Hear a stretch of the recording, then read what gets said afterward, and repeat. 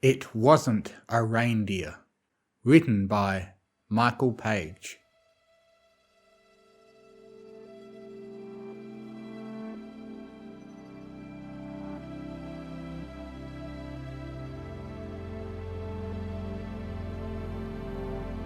Christ, I muttered to myself as the first flakes of snow started to fall. They gathered in fuzzy chunks over the windshield before my wipers cleared them away. I'd been waiting for 20 minutes now in my sister's driveway. Had I chosen to wait inside with her, I'd have been dead by now thanks to her 2 grey cats, cute little devils, but murder to my sinuses. Puffy eyes and a clogged up throat. That's just what I needed. Every Christmas, our family made the annual trip to my grandparents' cabin, tucked away in the woods of Hope, Alaska. And I'd hoped to beat the heavy snowfall that was forecasted. Since my sister's license was suspended from a DUI, here I was, a hostage to time, with my finger tapping anxiously on the steering wheel. When my mother had asked me to be the one to grab my sister, I'd honestly dreaded it from the start. It wasn't that we hated one another, we just weren't as close anymore. After decades of constant arguments and bitter disagreements, we became distant and our relationship fizzled. Yes, we were siblings, but it felt more accurate to call us the residue of what siblings once were. Finally, like the gates of Valhalla, her front door opened, and out she came. Her hair was forest green. The last time I'd seen her, it had been white. The time before that, it was violet. "Got everything?" I asked as she clambered her way into the passenger seat. She responded as she adjusted her glasses and stuffed a few bags in the back seat. And just like that, we were off. Hope was about a 30-minute drive, and it didn't take long for the awkward silence to inflate between us. It didn't help that the radio didn't work in my car and that the broken auxiliary port made your music sound like it was having a seizure. By the time we reached the turnoff for Hope Highway, the road was turning into a thick white sheet.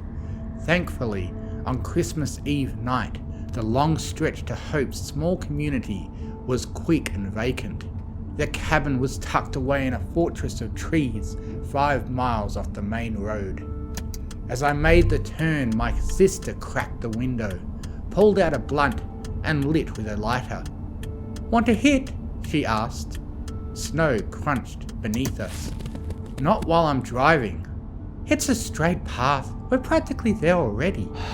She took a drag and blew it out the window. "I want to just focus on this, alright?" She huffed and pushed up her glasses. "If you're that worried, maybe slow down a bit then." There was the jab, a piece of bait to lure me into another fight. But I wasn't going to bite, not this time. She could live with us getting there faster. The drive was almost over, and soon I'd be in a warm living room with my feet up, a spiked eggnog in my hand, and Bobby Helms' Jingle Bell Rock in the air. I could already hear Uncle Jed spouting off one of his crude jokes. "Why does Santa Claus have such a big dude?" My sister shrieked, jabbing a finger in my side and whipping my mind back to the windshield. The car had just finished winding around the thick trail. The large body of a reindeer stood in our path. Eyes wide open and blank, it didn't move as the high beams found it. Snapped into a panic, I twisted the wheels in a desperate swerve. The car veered greasily to the side in a fine spray of slosh. The reindeer, also known as a caribou, remained still even as the bumper soared inches from its nose. We came to a crunching halt off the main path. "Jesus!" I sighed, blessed with relief. "Did we hit it?" "No," my sister said, leaning out the window to check, while exhaling another plume of smoke. I wound the steering wheel back around and pressed on the gas. The wheels shrilled in place, kicking up globs of sleet, but not moving an inch. Perfect, I moaned and unfolded myself from the seat to check it out. The 2 front tyres were caked in black slush and practically swallowed in a mound of snow. I kicked at it, trying to clear off the icy debris from the treads and beneath the wheel well. When that tired me out, I resorted to scraping it off with my fingers. "Screw off, Prancer!" I heard my sister call towards the dark silhouette of the reindeer, its antlers like gnarled fingers reaching for the treetops. Then she made a sort of startled yip, followed by a "What the fuck?" She looked up from the scrim of snow. The reindeer was now standing tall on both of its hind legs. It looked strange, like a silly caricature you'd see in a kid's book. But out there, in the silence of the woods, it was a creepy image. The way its vague shape stood on just 2 legs held an almost human-like balance. For whatever reason, I realized then it didn't have a tail. Its muscular neck craned to the side and let out a ululating scream, a miserable squeal of metal grinding against metal. My legs were ice sculptures, cementing me to the spot as the shriek quieted to a succession of wet grunts. The reindeer dropped down to its original posture and stomped heavily. Puffs of white vapor and strings of snot vented from its nostrils. I was no hunter, but it didn't take a lot to tell when a pissed off animal was about to charge. I leaped for the driver's seat, pulled the door open and slammed it shut. Just as the muffled thud of hooves reached me, antlers scraped the door as its large body practically flew over the patch I had just been standing in. Fast, very fast. My sister screamed as the large bulk of its frame wound back around and charged again, this time shattering the headlights and submerging us in darkness. "Just go already!" My sister hollered in my ear. "I'm trying, goddammit!" I hissed. The wheels continued to spin helplessly, and we were trapped.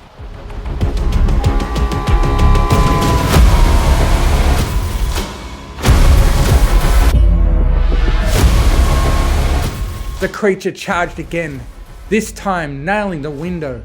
A cobweb of cracks bloomed near my sister's head. I searched for anything, literally anything, that I could use as a weapon. I was never really a gun enthusiast, but at that moment I'd have shaved my head and joined the secular monks if it meant having a Glock in my hand right then and there. After rattling the car once more, the reindeer finally appeared to lose interest and disappeared amidst the cluster of trees. Granted some time to breathe and think, we phoned our dad and told him about the situation. He was going to come down in his pickup and get us unstuck and out of this mess. I looked over at my sister, who was taking long and steady breaths between her fingers. "Are you alright?" I asked. "What do you think?" she grumbled. "I told you to slow down." Another jab, and this time I wasn't going to have it. "You want to be useful?" I yelled. "Get out there and push." "No? Then shut the hell up. I don't need it right now." She said nothing else, and neither did I, returning once again to the pocket of silence that our relationship succumbed to. The sooner Dad's highlights peaked in the distance, the better. Slowly she rolled the window down. "What are you doing?" I asked. "Shh," she pursed her lips. "Just listen." Humouring her, I waited, and sure enough, the sound reached me too. The quiet voice of a little girl coming from outside. "Somebody," it whimpered. "I'm lost. Please help me. I'm lost." My sister unlocked the door and motioned to open it. I grabbed her wrist.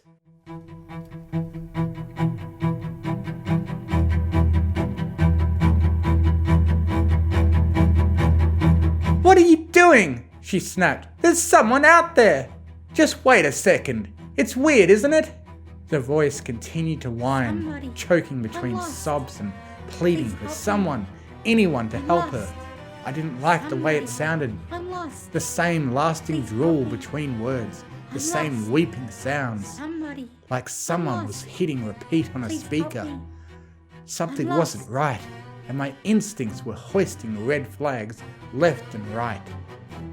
Then my sister looked at me, and her expression warped into shock. She flung back, pinning both shoulders against the interior. Things that sounded like words bubbled up but didn't quite make it out of her throat.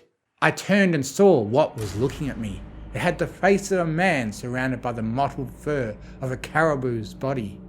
The skin was a mummified brown colour, wound tightly around its long skull like old crinkled leather. Snowflakes landed upon its wide, expressionless eyes and melted into the dark membranes of its pupils. It circled the car, bobbing its antlers and fogging up the windows that peered inside.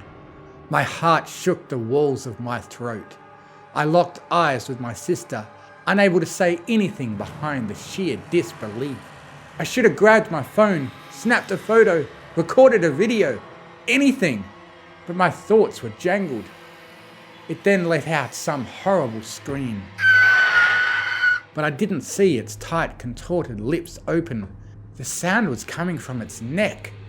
Small, fleshy orifices, flapping open like mouths, were converting the high-pitched shrill into the mimicked cry of a little girl.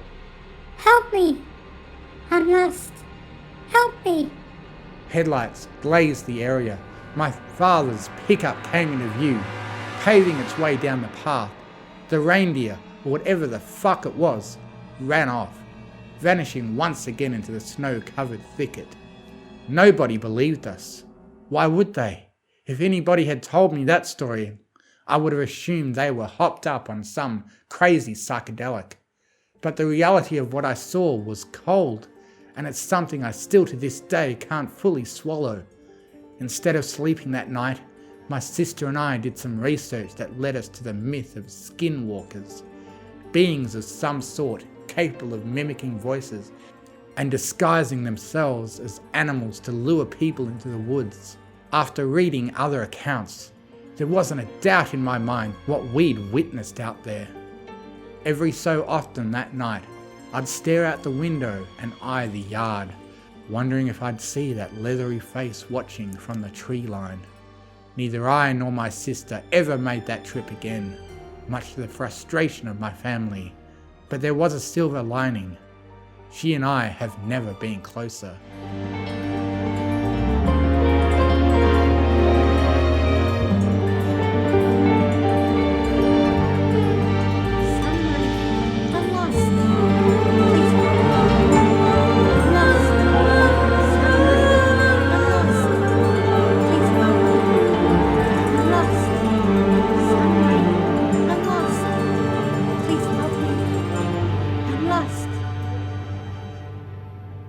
I'm lost.